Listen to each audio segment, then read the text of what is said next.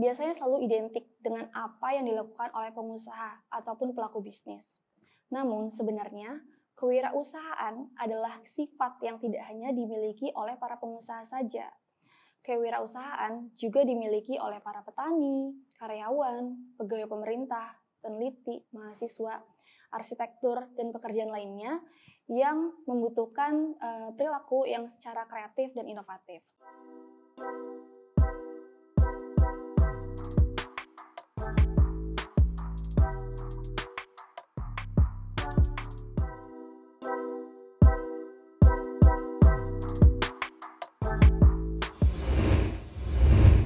Assalamualaikum warahmatullahi wabarakatuh. Selamat datang di channel Kuliah Teknokrat bersama saya, Almira Devita Putri, pada mata kuliah Technopreneurship.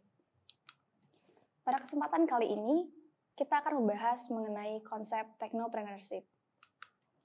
Adapun tujuan pembelajaran kita kali ini adalah, yang pertama, mengetahui perbedaan antara Technopreneurship dan Entrepreneurship. Yang kedua, mengetahui hakikat dan inti kewirausahaan.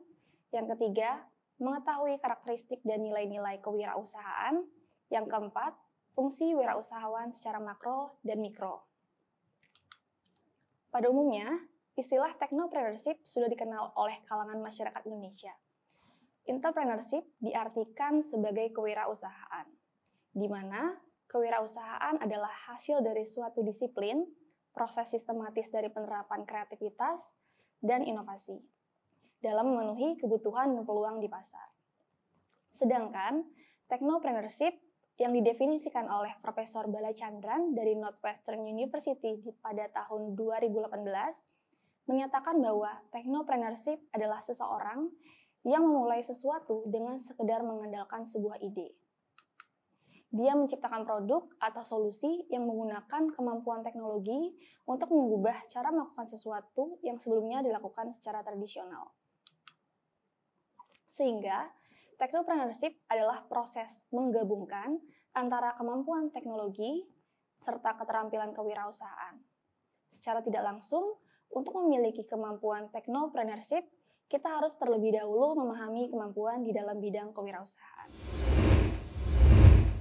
Di sini saya akan memberikan contoh para teknopreneur dunia yang namanya dan bisnisnya sudah dikenal di seluruh penjuru dunia, yaitu ada Steve Jobs, pendiri Apple, dan Elon Musk, pendiri Tesla, serta SpaceX. Sedangkan para teknopreneur yang sudah dikenal di Indonesia, yang sudah mendirikan bisnisnya adalah Nadiem Makarim, pendiri Gojek, William Tanuwijaya, pendiri Tokopedia, dan Ferry Unardi, pendiri dari Traveloka. Apabila kita melihat dari seluruh jenis bisnis dan dari contoh-contoh para teknopreneur yang udah saya paparkan, mereka adalah para pengusaha yang menggunakan teknologi pada produk ataupun jasa bisnisnya. Setelah kita mengetahui mengenai perbedaan antara technopreneurship dan entrepreneurship, kita akan melanjutkan materi mengenai entrepreneurship ataupun kewirausahaan secara mendalam.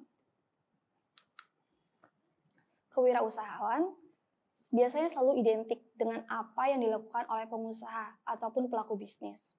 Namun sebenarnya, kewirausahaan adalah sifat yang tidak hanya dimiliki oleh para pengusaha saja. Kewirausahaan juga dimiliki oleh para petani, karyawan, pegawai pemerintah, peneliti, mahasiswa, arsitektur, dan pekerjaan lainnya yang membutuhkan perilaku yang secara kreatif dan inovatif. Menurut Skamter, inti dari fungsi wirausahawan adalah yang pertama, mengenalkan produk ataupun kualitas baru dari suatu barang yang belum dikenal oleh konsumen. Yang kedua, melakukan metode produksi dari penemuan ilmiah dan cara-cara baru untuk membuat suatu produk lebih mendatangkan keuntungan. Yang ketiga, membuka suatu pasar baru. Yang keempat, membuka suatu sumber dasar baru. Dan yang kelima adalah pelaksanaan organisasi baru. Pada hakikatnya, kewirausahaan adalah kemampuan kreatif dan inovatif yang dijadikan dasar, kiat, dan sumber daya untuk menciptakan peluang agar dapat meraih sukses dalam berusaha ataupun dalam kita hidup. kewirausahaan juga memiliki sebuah esensi dari keberadaannya, yaitu menciptakan nilai tambah di pasar melalui proses kombinasi sumber daya dengan cara-cara baru dan berbeda. Menurut Zimmerer, nilai tambah tersebut diciptakan dengan cara-cara seperti di bawah ini. Yang pertama, pengembangan teknologi baru. Yang kedua, penemuan dan pengetahuan baru. Yang ketiga, perbaikan pada produk dan jasa yang sudah ada. Yang keempat, penemuan cara-cara yang berbeda untuk menghasilkan barang dan jasa yang lebih banyak dengan sumber daya yang terbatas ataupun lebih sedikit. Selanjutnya, entrepreneurship atau kewirausahaan adalah dijalankan oleh seseorang yang disebut dengan entrepreneur atau pengusaha. Seorang wirausahawan mudah dikenali ciri-cirinya karena memiliki karakteristik. Salah satunya yang diungkapkan oleh Geoffrey Meredith, dia mengungkapkan bahwa ada 6 karakteristik yang dimiliki oleh seorang wirausahawan. Apa saja sih 6 karakteristik itu? Yang pertama, ada karakteristik percaya diri dan optimis. Seorang wirausahawan harus memiliki kepercayaan diri yang kuat. Dia tidak bergantung terhadap orang lain dan dia memiliki sifat individualistis. Yang kedua, seorang wirausahawan berorientasi pada tugas dan hasil. Seorang wirausahawan itu memiliki kebutuhan untuk berprestasi, berorientasi pada laba, mempunyai dorongan yang kuat, tekun dan tabah, bekerja keras, serta dia memiliki inisiatif yang tinggi. Ketiga, berani mengambil resiko dan menyukai tantangan, di mana karakteristik ini sering terlihat pada seorang wirausahawan, di mana ia mampu mengambil resiko yang wajar, yaitu tidak mengambil resiko yang terlalu rendah maupun yang terlalu tinggi. Yang keempat, karakteristik kepemimpinan. Seorang wirausahawan memiliki jiwa kepemimpinan. Dia mudah beradaptasi dengan orang lain dan terbuka terhadap saran dan kritik. Lalu yang kelima adalah keoriginalitasan. Hal ini identik dengan kreatif, inovatif, dan fleksibel. Dan karakteristik yang keenam adalah berorientasi pada masa depan. Seorang wirausahawan memiliki visi dan perspektif terhadap masa depannya. Selain itu, ada 5 karakteristik pengusaha sukses dan produktif yang diketahui melalui riset terhadap 100 pengusaha. Riset ini dilakukan oleh Brian Collins yang sudah dipublikasikan di dalam majalah Forbes pada tahun 2020. Ada karakteristiknya, yang pertama yaitu mereka bergantung pada tim yang memiliki motivasi untuk maju. Yang kedua, mereka bekerja keras dan mengambil waktu istirahat. Waktu istirahat ini memberikan kesempatan bagi pemimpin dan tim untuk menyegarkan diri dan merenung untuk mendapatkan ide-ide baru. Yang ketiga, mereka mendukung kegiatan di luar pekerjaan, di mana melakukan kegiatan yang menyalurkan hobi dibutuhkan untuk memperkuat tubuh dan pikiran. Yang keempat, mereka selalu berefleksi atau bercermin.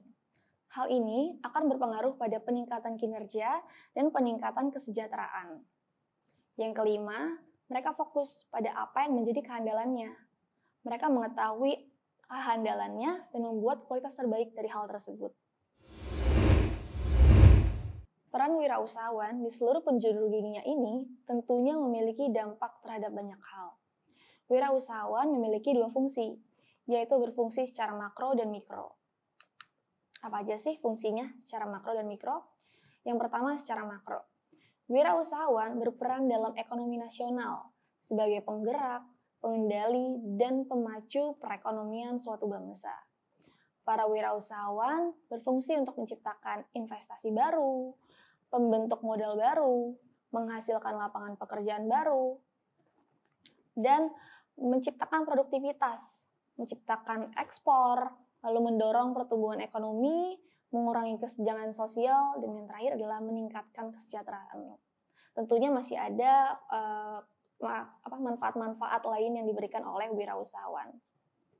Sedangkan secara mikro, fungsi wirausahawan dalam perusahaan adalah menanggung resiko dan ketidakpastian, mengkombinasikan sumber-sumber ke dalam cara yang baru dan berbeda, menciptakan nilai tambah, ciptakan usaha-usaha baru, dan menciptakan peluang-peluang baru. Setelah mengetahui fungsi dari wirausahawan, tentunya kita tertarik untuk mengetahui faktor-faktor apa saja yang membuat orang berhasrat menjadi wirausaha. Menurut para ahli, ada 7 alasan yang menyebabkan orang-orang termotivasi untuk menjadi wirausahawan, di mana terdiri dari yang pertama, yaitu dia memiliki hasrat untuk memperoleh pendapatan yang tinggi. Yap, ini dibenarkan karena seseorang wirausahawan itu terdorong untuk memiliki pendapatan yang lebih tinggi daripada yang sebelumnya. Yang kedua, hasrat untuk memperoleh kepuasan karir. Seorang wirausahawan pastinya haus akan karir yang selalu menjulang tinggi. Nah, para bisnis biasanya keluar dari perusahaan sebelumnya untuk menjadi wirausahawan karena ia merasa tidak puas pada karirnya. Yang ketiga, hasrat untuk mengatur diri sendiri. Hasrat ini bisa dilihat oleh para wirausahawan yang ada di Indonesia, di mana mereka mengatur para bawahannya.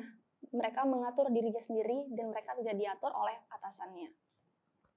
Yang keempat, hasrat untuk mendapatkan prestige dari keberadaan bisnis miliknya. Ini adalah dorongan bagi mereka untuk diketahui bisnisnya seperti apa oleh para masyarakat, oleh para teman-temannya, dan keluarganya. Lalu yang kelima adalah hasrat untuk mewujudkan ide dan konsep-konsep baru. Seorang wirausahawan memiliki banyak sekali ide-ide yang kreatif dan inovatif yang ingin selalu mereka realisasikan dalam bentuk nyata. Yang keenam, hasrat untuk mengembangkan kekayaan jangka panjang. Hasrat ini terlihat dari seorang wirausahawan di mana mereka tidak mengandalkan satu jenis penghasilan saja, tetapi ketika mendapatkan penghasilan, mereka selalu berpikirkan bagaimana membangun lini bisnis baru. Yang ketujuh, hasrat untuk berkontribusi terhadap kemanusiaan atau hal-hal khusus. Ini merupakan dorongan yang sangat baik yang dimiliki oleh seorang wirausahawan, di mana mereka memiliki misi sosial untuk membantu sesama manusia. Contohnya adalah platform sedekah online. Itu adalah contoh bisnis yang memiliki misi sosial. Secara umum, wirausahawan memiliki peran dalam kehidupan. Menurut Marzuki Usman, ada 2 peran wirausahawan yang terdiri dari yang pertama, berperan sebagai penemu, yang kedua, berperan sebagai perencana. Sebagai penemu, wirausahawan berperan dalam menemukan dan menciptakan produk baru, teknologi baru, ide-ide baru, serta organisasi usaha baru. Sedangkan sebagai perencana, wirausahawan berperan dalam merancang perencanaan, strategi perusahaan, ide-ide dalam perusahaan, dan organisasi perusahaan. Secara khusus, wirausahawan dikelompokkan berdasarkan profilnya. Thomas Zimmerer mengelompokkan wirausahawan berdasarkan pada profilnya menjadi 4 kelompok yang terdiri dari yang pertama adalah part-time entrepreneur, yaitu seorang wirausahawan yang hanya setengah waktu dalam melakukan usahanya, yang biasanya ia lakukan hanya sebagai hobi saja. Yang kedua adalah home-based new ventures, yaitu usaha yang dirintis dari rumah ataupun tempat tinggal, jadi tidak memiliki kantor.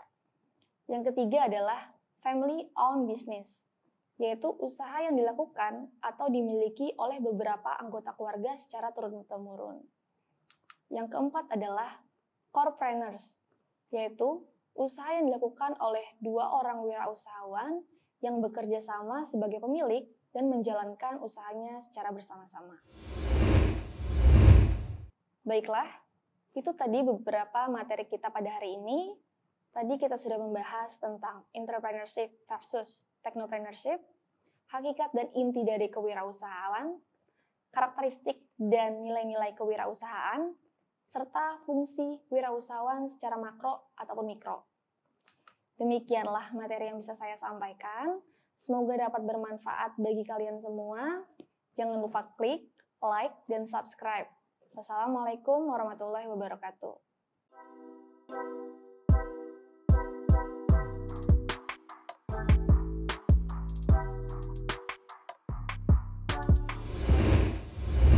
Terima kasih sudah menyaksikan video pembelajaran ini. Jangan lupa like, komen, dan subscribe, serta nyalakan tanda loncengnya agar kalian tidak ketinggalan informasi update lainnya.